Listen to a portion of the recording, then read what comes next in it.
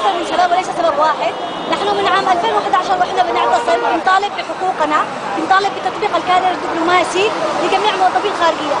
وزاره الخارجيه تعتبر من الوزارات السياديه ومع ذلك مرتباتنا لا تقارن، يعني نتعرض للهزل والسخريه من الاخرين لما بيتاكدوا ان مرتباتنا ضعيفه، بالاضافه الى نسبه كبيره من الموظفين المتعاقدين لم يتم تثبيتهم، اضافه للموظفين الاداريين يتعرضون لعدم تطبيق القانون بحقهم باكثر من جهه، بالاضافه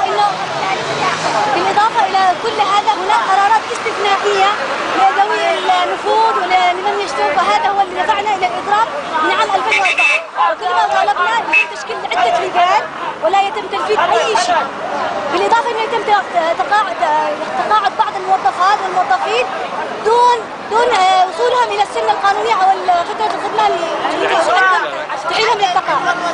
هذه من الاسباب، هذا وما خفي كان